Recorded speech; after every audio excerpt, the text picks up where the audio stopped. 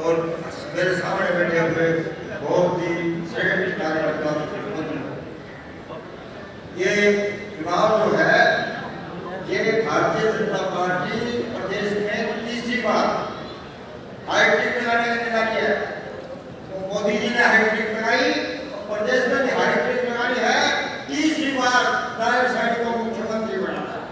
और नायब सैनिक को मुख्यमंत्री बनाने के लिए बरवाड़ा का जो कमल का फूल है वो भी नायब सैनिक की घोड़ी में जाना चाहिए। मेरा काम भी यही है। मैं पुराना पुराण का रहने वाला हूँ। मैं उनको पाडू यहाँ पर हमारे घर है, परिवार है।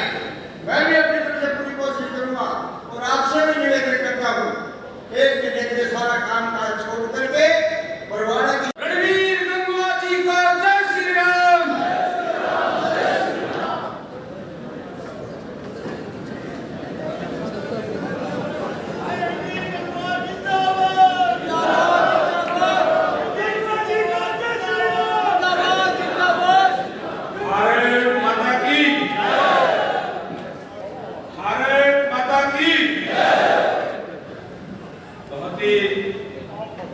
आदर सम्मान के लोग आज हल्का बरवाड़ा के कार्यकर्ताओं की मीटिंग के अंदर हमारे बीच में अपना आशीर्वाद देने के लिए आए, हमें अपना मार्गदर्शन देने के लिए आए। जो हमारे साथ रहते राजस्थान प्रदेश में कई बार मंत्री रहे, नेता प्रतिपक्ष रहे, भारतीय जनता पार्टी के बहुत ही वरिष्ठ नेता आदरणीय राजेंद्र राठौड़ जी हमेशा आपके बीच में रहने वाले, आप सबके दुख सुख के साथी, भारतीय जनता पार्टी प्रदेश के महामंत्री आदरणीय सुरेंद्र पूनिया जी, पार्टी क्लब बोर्ड के चेयरमैन आदरणीय ईश्वर मालवाल जी, हरियाणा सरकार में चेयरमैन आदरणीय नरेश जागड़ा जी, पार्टी के बहुत ही वरिष्ठ नेता जिनका मार्गदर्शन हमेशा ही में मिलता है, आदरणीय श्रीनिवास गोयल जी, रिटायर्ड आईपीएस आदरणीय डॉक्टर कुबीर भारती जी, रिटायर्ड आईएएस आदरणीय राजेंद्र नायक जी, हमारे तीनों मंडलों के अध्यक्ष आदरणीय महेश शर्मा जी, नरेश ग्रेवाल जी, रविंद्र जागलान जी, पार्टी के बहुत ही वरिष्ठ नेता आदरणीय मनीष गोयल जी, आदरणीय पवन शर्मा जी, आदरणीय प्रवीण सैनी जी, आदरणीय श्री रवि नायर जी, आदरणीय श्री संजीव रेड्डी जी, देवेंद्र शर्मा जी, हरियाणा सरकार में पूर्व चेयरमैन सतवीर वर्मा जी, शमशेर पंगाड़ जी, अनिल भेरी जी, रविंद्र सैनी जी, नगर पार्षद परिषद के पूर्व चेयरमैन पंकज बादल जी, आदरणीय सुखबीर सैनी जी, वाइस चेयरमैन तारकचंद नलवा जी, रामचंद्र जी, श्री महेंद्र जी, सीमा शर्मा जी, सज्जन गर्ग जी, रामस्वरूप जी और यहाँ उपस्थित बरवाड़ा हल्का के गांव-गांव से और शहर के वार्ड से आए हुए सभी सरपंच साहिबान, एमसी साहिबान, सभी मेरे सम्मानित बुजुर्गों, नौजवान दोस्तों, मातृशक्ति माताओं बहनों, पत्रकार एवं छायाकार साथियों, मैं सबसे पहले आप सबका अपने दिल से आभार व्यक्त करता हूँ, धन्यवाद करता हूँ कि आपने यहाँ आने पर, जैसे मैं बरवाड़ा के अंदर आया, आते जो बरवाड़ा के शहर के अंदर एंट्री पे तो जोरदार स्वागत करने का काम किया, अभिनंदन करने का काम किया। इसके लिए मैं सभी आप सबका भी और तमाम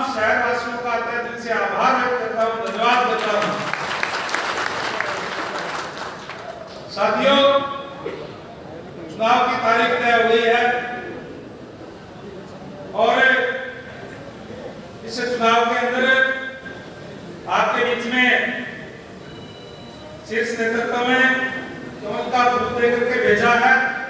मैं हमारे शीर्ष नेतृत्व का दिल से आभार व्यक्त करता हूं कि उन्होंने जिम्मेदारी दी है कि बरवाड़ा हल्के के अंदर कमल खिलाना है, और इस जिम्मेदारी के लिए केवल टिकट एक को ही दी जाती है, और ऐसा नहीं है कि केवल टिकट मुझे दी गई है तो केवल मैं ही जीत सकता हूं। हमारा हर एक कार्यकर्ता यहाँ कमल खिलाने में सक्षम है, क्योंकि हमारा संगठन बहुत मजबूत है और हमारे बहुत से साथी जो यहाँ से टिकट के दावेदार भी हैं, वे अब तो क्योंकि दे दी गई है। और ऐसा भारतीय जनता पार्टी में हो सकता है कि आपके बीच में सुरेंद्र पूनिया जी लगातार यहाँ से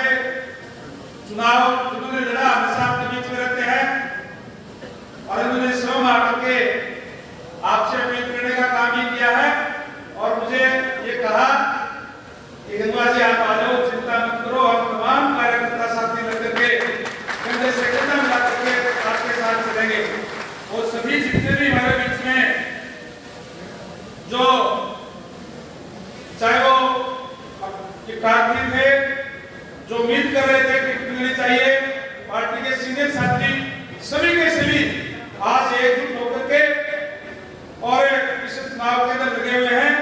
मैं सभी कार्यकर्ताओं का तहे दिल से आभार व्यक्त करता हूं। हमारे बीच में बहादुर नथड़ा जी भी है, कृष्णारिया जी है, रविंद्र रोगी जी भी है, जितेंद्र कुमार जी भी है, राजेंद्र लांबा जी है। मैं मुर्दू का नाम तो लेना भूल गया, तो कह देगा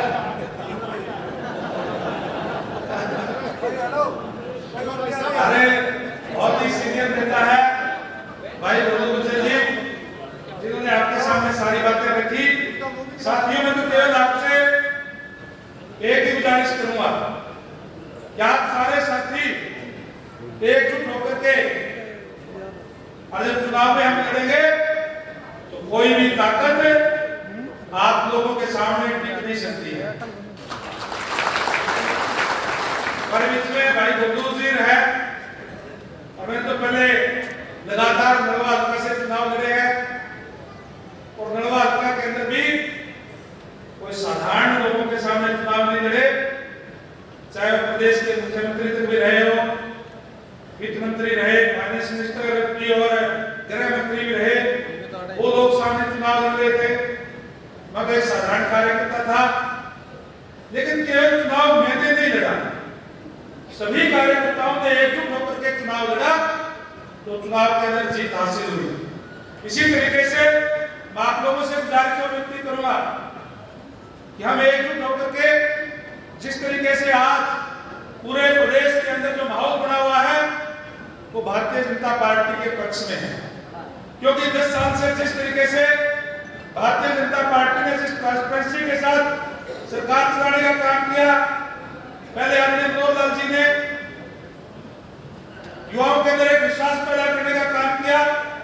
कि बिना कच्ची के नौकरियां देने का काम किया। पहले भूपेंद्र सिंह हुड्डा जी के राज के अंदर नौकरियों की सरेआम वृद्धि दिखती थी। हर एक नौकरी के रेट क्या थे? सिपाही लगना है तो 8 लाख रुपए दो,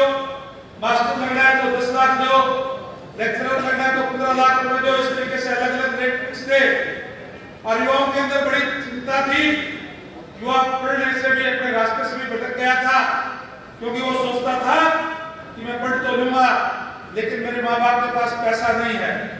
मेरे माँ बाप के पास पॉलिटिकल सिफारिश नहीं है, मेरा नंबर नहीं आएगा। आज चाहे वो मजदूर का बेटा है, चाहे किसान का बेटा है, चाहे दुकानदार का बेटा है, अगर वो पढ़ाई के अंदर इंटेलिजेंट है तो उसका नंबर आ रहा है, किसी के पास जाने की जरूरत नहीं है। इसी तरीके से हरियाणा में एक का नारा दे करके समान विकास करने का काम किया। जहां भूपेंद्र सिंह हुड्डा जी के राज में रोहतक से बाहर कहीं कोई विकास दिखाई नहीं देता था, आज समान विकास कराने का काम हमारी सरकार ने करने का काम किया है। और हमारे वर्तमान मुख्यमंत्री आदरणीय नायब सैनी जी, जिनको बहुत कम क्योंकि मुख्यमंत्री बनते ही आचार संहिता लग गई थी और आचार संहिता के बाद केवल 2 महीने का टाइम मिला और उन 2 महीनों के टाइम के अंदर ऐतिहासिक फैसले लेने का काम किया, जिससे आज धरातल तक उसका लाभ पहुंच रहा है। ऐसा हरियाणा के अंदर पहली बार हुआ है कि बरसात लेट हुई तो सभी किसान भाइयों के खातों के अंदर प्रति एकड़ के हिसाब से 2-2 हज़ार रुपए डालने का काम किया, क्योंकि उनको पता है, एक छोटे किसान परिवार से आते हैं, उनको पता है कि जब बरसात लेट हुई है तो किसान का खर्चा बढ़ गया। चाहे हमारे जो कच्चे कर्मचारी थे जिनके साथ भूपेंद्र सिंह हुड्डा जी के राज में बहुत अन्याय होता था, जिनको कॉन्ट्रैक्ट बेस के बोलते थे और उनको डीसी रेट के रूप में 12-13 हज़ार रुपए मिलते थे, 3-4 हज़ार रुपए बिचौलिए खा जाते थे और केवल उनको 8-9 हज़ार रुपए कैश कमा दिए जाते थे। उसको दूर करके एचआरएम की व्यवस्था करके सीधे खाते के अंदर तनख्वाह आती है और उनको जॉब सिक्योरिटी देने का काम भी किया है कि उनको 58 साल तक घटाना नहीं सकेगा, हर साल उनके वेतन के अंदर भी वृद्धि होगी। इसी तरीके से हर वर्ग की मांग को ध्यान रखते हुए विशेषकर हमारे जो बैकवर्ड क्लास के साथी थे उनकी मांग थी कि क्रीमी लेयर की आय सीमा सेंटर की तरफ से 8 लाख होनी चाहिए। उनकी मांग को मानते हुए क्रीमी लेयर की आय सीमा भी 8 लाख रुपए करने का काम किया और जहां भूपेंद्र सिंह हुड्डा जी के राज में, कांग्रेस के राज में, खासकर जो एससी के बीसी के जो कमजोर वर्गों के लोग हैं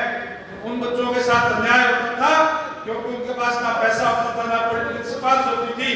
इसलिए कोई भी वैकेंसी निकलती थी तो मान लो 50 वैकेंसी निकली है तो 25-30 लेकर के नीचे एक लाइन लिख देते थे कि योग्य उम्मीदवार ना मिलने के कारण ये पद विकट छोड़ जाते हैं, बैकलॉग छोड़ दिया जाता था।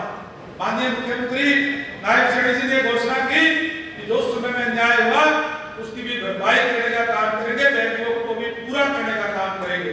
बहुत बड़ी घोषणा हमारे बीच में करने का काम किया है, हर वर्ग को न्याय देने की आश्वासन दिलाने का काम किया है, बल्कि देने का काम कर रहे हैं। इसलिए साथियों,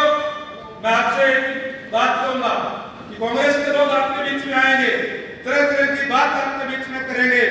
और वो कहते हैं कि हमें हिसाब देने का काम करें। हमारा हिसाब तो खुली किताब है,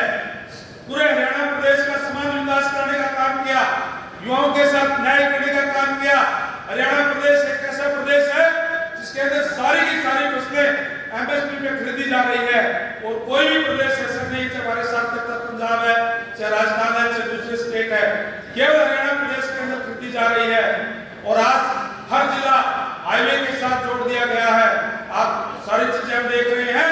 हमारा हिसाब तो बिल्कुल क्लियर है। हिसाब देने का काम भूपेंद्र सिंह जी हुड्डा करे कि उनके राज के अंदर आपने युवाओं के साथ